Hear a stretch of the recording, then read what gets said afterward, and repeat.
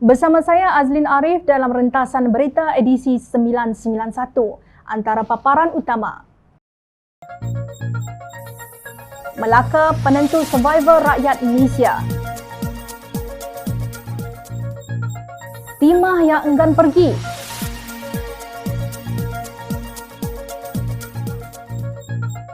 Mengapa penjenayah dibenarkan keluar negara? Masih adakah integriti dan maruah dalam pengkhianatan?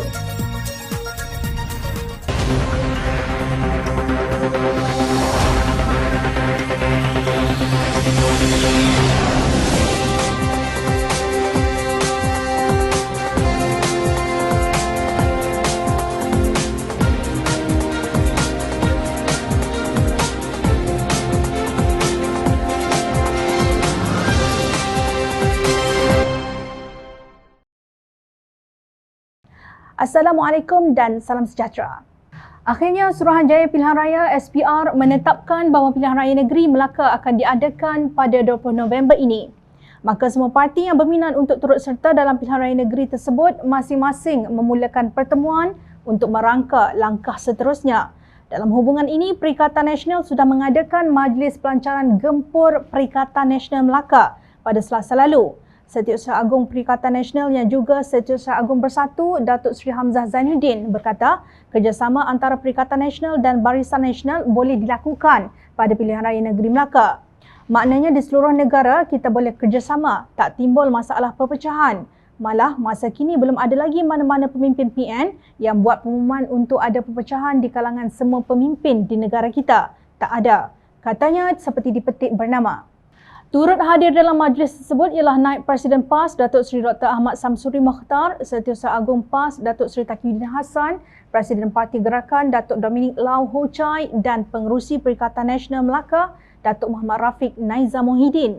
Sementara itu, Ahmad Samsuri optimis bahawa kerjasama antara Perikatan Nasional dan Muafakat Nasional PAS dan UMNO menjadi kenyataan. Dalam pada itu, UMNO mengadakan Majlis Pelancaran Jentera Pilihan Raya Negeri Melaka secara berasingan pada Selasa lalu. Presiden UMNO Datuk Seri Ahmad Zahid Hamidi berkata keputusan untuk menjalinkan kerjasama dengan mana-mana parti politik lain pada Pilihan Raya Negeri Melaka masih belum dimuktamadkan. Saya ingin menyatakan bahawa keputusan muktamad untuk UMNO dan BN bekerjasama dengan mana-mana pihak masih belum diputuskan secara rasminya. Kami berlapang dada dan berfikiran terbuka kepada siapa sahaja yang mahu memberikan pandangan. Kami terima, namun segala keputusan kami putuskan secara kolektif apabila tiba masanya, katanya dalam satu sidang media. Kenyataan Zain itu pastinya memberi nafas harapan kepada PAS yang masih mahu bermain dalam dua kolam, iaitu kolam UMNO dan kolam Bersatu. Dalam satu perkembangan yang berkaitan, Pengerusi Pakatan Harapan yang juga Presiden Keadilan mengadakan sesi penerangan bersama pimpinan dan jentera keadilan Melaka. Menurut beliau, Pakatan Harapan tiada pilihan melainkan bertarung pada Pilihan Raya Negeri Melaka walaupun kurang bersetuju dengan pengumuman mengenainya. Saya nasihatkan kepada penggerak jentera parti dan Pakatan Harapan untuk mengutamakan nasib rakyat pelbagai kaum yang melarat saat ini. Jadi, ayuh kita selamatkan Melaka, syiapnya di Twitter. Perkara yang sama ditegaskan beliau sewaktu perjumpaan bersama 4 bekas ahli Dewan Undangan Negeri Melaka yang menarik sokongan kepada kerajaan negeri yang menjadi punca Pilihan Raya Negeri diadakan. Menurut Anwar, lawan politik Pakatan Harapan tidak ada modal lain selain memainkan sentimen Islam dan Melayu. Kita tidak ada pilihan. You nak berentap sama sendiri, you rasa you seorang saja boleh jadi calon. Memang you nak bawa mampus punya orang kita. Semua fakta dan angka menunjukkan kita gagal, termasuk membantu orang Melayu. Institusi Melayu sendiri porak-peranda, katanya di petik portal sumberkini.my. Kata Anwar, perjuangan ini demi kelangsungan kuasa rakyat dan negara ini. Melaka jadi paling terpenting mood rakyat sekarang, katanya. Pilihan Raya Negeri Melaka akan menjadi ujian sejauh mana keikhlasan 4 bekas ahli Dewan Undangan Negeri yang melompat iaitu Datuk Seri Idris Harun, Datuk Nur Azman Hassan, Datuk Nur Hizam Hassan Bakti dan Datuk Nur Effandi bahawa mereka memperjuangkan keadilan untuk rakyat dan bukan perut sendiri. Menurut laporan media, keempat-empat mereka menetapkan tekad untuk bersama-sama Pakatan Harapan. Saya dan rakan-rakan saya bagai orang mendatang. Kami tidak mahu jadi melukut di tepi gantang. Masuk tak menambah, keluar tak berkurang. Kami faham parti ini sudah ada orang. Kami tidak mahu berbicara. Kami serahkan nasib kami kepada Pakatan Harapan Melaka dalam pilihan raya negeri akan datang, kata Idris di petik media. Pada saat ini, hujah Anwar yang mengajak untuk selamatkan Melaka paling relevan untuk dijadikan asas dalam pembuatan keputusan Pakatan Harapan. Ini kerana jika PAS berjaya mendamaikan Bersatu dan UMNO, sementara Pakatan Harapan kucalana akibat prasangka buruk kepada 4 bekas ahli Dewan Undangan Negeri itu, maka ia menjadi pukulan maut buat sebuah harapan untuk menyelamatkan Melaka. Buatlah keputusan terbaik yang memihak kepada rakyat, bukan kepentingan peribadi. Nampaknya wiski jenama timah tidak akan didiamkan begitu saja oleh para agamawan dan warga negara yang peduli. Masing-masing tampil dengan hujah dan alasan. PAS yang menerima banyak kecaman kerana jelas terpinga-pinga dengan kewujudan timah menolak dakwaan mempunyai hubung kait dengan pengeluaran arak jenama tersebut. Timbalan Presiden PAS Datuk Seri Tuan Ibrahim Tuan Man dilaporkan berkata tuduhan tersebut hanyalah sebagai alat untuk mencalarkan nama baik PAS. Kata Tuan Ibrahim, PAS menentang sebarang perbuatan mungkar. Soal jenama dan logo yang boleh mengelirukan, PAS konsisten meminta ia disemak kembali. Nama timah bukan nama Islam dan bukan nama manusia. Ia seumpama nama jenis logam dan lebih jelas pula apabila logo arak itu gambar seorang lelaki. Tiada lelaki nama timah. Sebenarnya ia bukanlah isu besar melainkan ia hanya tak ada modal lain hendak serang PAS. Demikian antara lain ulasan Tuan Ibrahim seperti dipetik Haraka Daily pada 19 Oktober lalu. Menurut laporan, Tuan Ibrahim berkata PAS konsisten meminta kerajaan menyemak semula penggunaan jenama serta logo minuman keras tersebut yang mengelirukan masyarakat. Katanya menentang perbuatan mungkar merupakan tanggungjawab seluruh umat Islam, bukan hanya tanggungjawab PAS sahaja. Menteri Perdagangan Dalam Negeri dan Hal Ehwal Pengguna Malaysia ialah Ahli Parlimen PBB, Alexander Nantalinggi sejak 10 Mac 2020. Timbalan menterinya, Ahli Parlimen UMNO yang melompat ke Bersatu, Datuk Rosul Wahid. Sementara itu, Ketua Setiausaha Kementerian tersebut ialah Datuk Hasnul Zamzam Ahmad. Maknanya orang Melayu Islam memegang jawatan penting dalam kementerian tersebut walaupun menterinya dipegang oleh bukan Muslim. Juga tidak ada masalah bagi PAS untuk bertemu mereka kerana sama-sama berada dalam Kabinet Keluarga 69, pimpinan Perdana Menteri Datuk Seri Ismail Sabri Yaakob. Justru bagaimana PAS boleh terlepas pandang sehingga arak jenama timah ini berjaya diluluskan dan dilancarkan. Tidakkah pemimpin terfikir bahawa ini petunjuk daripada Allah Subhanahu Wa Taala kepada parti itu seperti sabda Rasulullah Sallallahu Alaihi Wasallam, apabila Allah menghendaki kebaikan bagi seorang raja atau pemimpin itu, nescaya dijadikan baginya pembantu, menteri atau penasihat yang benar dan ikhlas. Jika pemimpin itu lupa atau leka, nescaya diberikan peringatan. Jika pemimpin itu mengingati, nescaya akan diberikan pertolongan kepadanya. Sebaliknya, jika Allah menghendaki selain daripadanya, iaitu keburukan kepada pemimpin itu, nescaya dijadikan baginya pembantu yang jahat. Jika pemimpin itu lupa dan lalai, nescaya tidak diberikan peringatan. Dan jika dia mengingati, nescaya tidak akan diberikan pertolongan kepadanya. Riwayat Abu Daud. Apabila PAS sendiri sudah tersingkir daripada pembuatan keputusan berhubung perkara yang haram bagi umat Islam, ia petunjuk bahawa Allah Subhanahu Wa Taala tidak lagi memberi pertolongan kepada parti itu. Orang tua-tua berpesan, bagaimana ditanam, begitulah dituai. Maknanya perbuatan jahat akan mendapat balasan perbuatan jahat, sementara perbuatan baik akan menghasilkan kebaikan. Mengapa sekarang tahu pula berkata menentang perbuatan mungkar merupakan tanggungjawab seluruh umat Islam, bukan hanya tanggungjawab PAS sahaja. Sedangkan ketika merampas mandat rakyat pada pilihan raya umum ke-14 lalu, PAS begitu takbur berkata bahawa parti itu mahu menyelamatkan Islam dan menyelamatkan Melayu. Tuailah hasil benih yang kalian tabur. Semoga pemimpin PAS bermuhasabah. Pusat Melawan Rasuah dan Kronisma SIFA menuntut penjelasan mengapa pejabat peguam negara tidak membantah permohonan daripada bekas Perdana Menteri Datuk Seri Najib Razak untuk mendapatkan semula dokumen perjalanan beliau selepas disabit bersalah dan juga berhadapan dengan pembicaraan yang sedang berlangsung. Najib pada bulan Julai 2020 dijatuhi hukuman penjara sehingga 12 tahun dan denda RM210 juta selepas didapati bersalah terhadap 7 tuduhan pecah amanah, menyalahgunakan kedudukan dan pengubahan wang haram dana RM42 juta milik SRC International Sdn Bhd. Kami mendesak Jabatan Peguam Negara dan pasukan pendakwaan untuk menjelaskan kepada orang ramai mengapa tidak ada bantahan terhadap permohonan Najib untuk hak sementara pasportnya. Terdapat alasan jelas untuk bimbang tentang risiko melarikan diri kerana dia sedang membuat rayuan dan terus berhadapan dengan tuduhan yang lebih menggerunkan di mahkamah. Semuanya berkaitan dengan One Malaysia Development Berhad, 1MDB dan anak syarikatnya. Dia juga sedang membuat rayuan berhubung dengan denda RM1.7 bilion wajar dibayar kepada lembaga hasil dalam negeri, kata SIFA dalam kenyataannya. Menurut SIFO, skandal 1MDB turut dinamakan dalam Pandora Papers dan dikaitkan juga dengan penipuan di Rusia dan India yang menandakan tidak akan berakhir pencurian kewangan raksasa ini yang mana Najib adalah watak utamanya. Walaupun terdapat banyak lagi pertuduhan dan berhadapan dengan sejumlah perbicaraan dan berulang kali lewat kerana COVID-19, pihak pendakwa nampaknya merasa tidak sesuai untuk membantah permohonan tersebut, ujar NGO tersebut.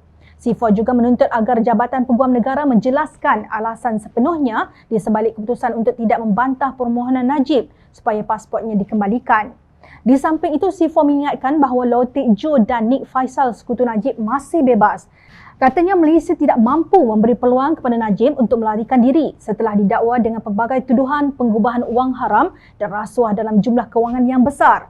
Kami tanya sekali lagi, apakah langkah-langkah yang diambil untuk memastikan dia tidak menghilangkan diri? Soal SIFO. Mereka juga mempertikai bagaimana mungkin Najib yang berhutang kepada kerajaan dengan jumlah yang besar diizinkan meninggalkan negara ini manakala pinjaman PTPTN dan mereka yang tidak membayar cukai pendapatan disenarai hitam. Walaupun senarai hitam untuk peminjam pinjaman PTPTN telah dibatalkan, perkara ini tetap menunjukkan ketidakadilan dalam memberi layanan. Piawaian yang berbeza dalam pelaksanaan undang-undang akan mempengaruhi aspek menegakkan kedaulatan undang-undang. Sekiranya ini benar-benar menjadi masalah darjat dan kasta, tindakan harus diambil untuk melindungi badan kehakiman daripada penggunaan kabel dan tawaran habuan untuk memastikan keadilan tercapai dengan baik menerusi hukuman yang sesuai terhadap jenayah, tegas SIFO. Kumpulan tersebut juga mempersoal bagaimana penjenayah yang telah disabitkan dilarang bertanding pada pilihan raya umum tetapi dibenarkan melancung ke luar negara. Di manakah logiknya dalam hal ini, bidas SIFO? Sebenarnya persoalan yang dibangkitkan oleh SIFO amat berkepentingan awam dan perlu dijawab oleh Peguam Negara Tan Sri Idrus Harun jika beliau masih ada sisa integriti dan kepercayaan kepada prinsip kedaulatan undang-undang dan tadbir urus baik mengenai ketelusan dan kebertanggungjawaban. Sempena sambutan Mali Rasul peringkat kebangsaan pada Isnin lalu, Timbalan Yang di-Pertuan Agong Sultan Nazrin Muizzuddin Shah bertitah bahawa pemimpin berperanan besar untuk mewujudkan dunia yang aman dan kehidupan yang sejahtera. Ummah merindui kepimpinan yang adil lagi saksama, kepimpinan yang berani menegakkan kebenaran dan tegas melaksanakan keadilan berlandaskan hukum. Ummah merindui kepimpinan yang tidak melakukan kezaliman, tidak menindas, tidak menipu dan tidak bersifat munafik. Ummah semakin menyuarakan kerinduan untuk dianugerahkan kepimpinan yang tidak rasuah, tidak menyalahgunakan kuasa, tidak mengamalkan nepotisme dan tidak bersifat pecah amanah. Kemanakah Perdana Menteri Datuk Seri Ismail Sabri Yaakob dan Idrus Harun lontarkan titah Sultan Nazrin ini dalam kes Najib Razak? Adakah sudah dipakul sampahkan? Tidakkah kalian berasa malu? Pemilihan calon Parti Bersatu dalam Pilihan Raya Negeri Melaka akan ditentukan oleh Presiden Parti itu Tan Sri Mahyadin Mat Yassin. Demikianlah kata Ahli Majlis Pimpinan Tertinggi parti itu Datuk Eddin Shazli Shith mengenai calon-calon yang akan ditampilkan parti berkenaan. Tentulah tidak menghairankan jika Presiden Parti mempunyai kuasa untuk memilih calon pada mana-mana pilihan raya yang akan diadakan di negara ini. Tetapi kenyataan beliau seterusnya menurut laporan Sinar Harian boleh membuat rakyat terasa mual. Kita akan mengekalkan prinsip kita iaitu integriti dan bermaruah. Itu kita punya slogan. Saya percaya Presiden akan memilih berdasarkan perkara itu. Selain itu, isu-isu tempatan lokaliti serta isu-isu nasional mungkin diambil kira dalam soal calon. Tapi itu kuasa Presiden. Saya tidak boleh komen lanjut, kata Eddin seperti dipetik. Pemimpin Bersatu bercakap bahawa integriti dan maruah itu slogan mereka adalah amat memalukan. Mereka seolah-olah mempunyai takrif integriti dan maruah berbeza dengan apa yang difahami umum. Masihkah kalian ingat bagaimana Perdana Menteri Tebuk Atap ini mendapat kuasanya selama 18 bulan? Bekas Perdana Menteri Tun Dr. Mahathir Mohamad pada 1 Mac 2020 menyifatkan Tan Sri Mahyadin Mat Yassin sebagai pengkhianat sebenar kerana bercita-cita menjadi Perdana Menteri sehingga bersedia menerima sesiapa sahaja daripada UMNO termasuk pemimpin yang ditolak rakyat pada pilihan raya umum ke-14 serta pemimpin yang masih berdepan kes pembicaraan di mahkamah. Menurut Tun Dr. Mahathir Mahyadin merancang dan berhasrat untuk menjadi Perdana Menteri dan kerana itulah dia sanggup terima semuanya. Dia pujuk saya untuk tinggalkan DAP kerana katanya orang Melayu percaya bahawa DAP yang kontrol kerajaan dan bukannya saya. Kononnya saya di bawah telunjuk DAP, katanya. Kata UMNO yang melompat ke Bersatu termasuk Datuk Seri Hamzah Zainuddin yang kini menjadi Setiausaha Agung parti itu. Bekas Timbalan Presiden Keadilan Datuk Seri Muhammad Azmin Ali turut membawa segerombolan ahli parti itu bermesyuarat di Hotel Sheraton untuk menyokongnya. Kini Azmi memegang jawatan sebagai Ketua Penerangan Perikatan Nasional merangkap pengarah pilihan raya gabungan itu. Kerana itu, rampasan kuasa ini disebut sebagai langkah Sheraton. Mengapa mereka bertindak sedemikian adalah semata-mata kerana tidak mahu Datuk Seri Anwar Ibrahim menjadi Perdana Menteri Malaysia. DAP itu hanya momok rekaan untuk dijadikan alasan sahaja. Rakyat yang mengundi Pakatan Harapan pada pilihan raya umum ke-14 lalu hairan kenapa mereka mungkin janji untuk melantik Anwar sebagai Perdana Menteri ke-8 selepas Tun Dr. Mahathir. Sebaliknya, mereka melancarkan kudeta dengan bantuan UMNO, MCA, MIC, PAS, GPS dan beberapa parti kecil di Sabah. Tiba-tiba, Pandora Papers muncul seumpama momok yang lebih besar dan menakutkan pengkhianat mandat rakyat ini. Pandora Papers disiapkan oleh International Consortium of Investigative Journalists ICIJ, melibatkan 600 wartawan dari 150 organisasi media di 117 negara, mendedahkan transaksi golongan elit dan korup yang menyembunyikan aset bernilai beberapa trilion dolar AS di dalam pelbagai akaun luar pesisir. Dan beberapa nama elit politik negara turut tercatat dalam Pandora Papers. Maka semua topeng kononnya ikhlas untuk menyelamatkan negara, Melayu dan Islam terbuka. Kini kita semakin jelas mengapa gerombolan ini menghalang Anwar untuk menjadi Perdana Menteri Malaysia sehingga sanggup mengkhianati mandat rakyat pada pilihan raya umum ke-14 lalu. Bersatu mengkhianati rakan seperjuangan dan rakyat yang mengundi mereka atas nama Pakatan Harapan. Bolehkah kita percaya gerombolan ini masih punya integriti dan maruah? Mereka merancang tipu daya, Allah juga merancang. Sesungguhnya Allah adalah sebaik-baik perancang. Ingat, rakyat sentiasa memerhati. Teruskan bersama kami di Jom Channel dan layari portal jomchannel.net untuk mendapatkan berita politik tanah air. Saya Azlin Arif, terima kasih. Assalamualaikum dan salam sejahtera.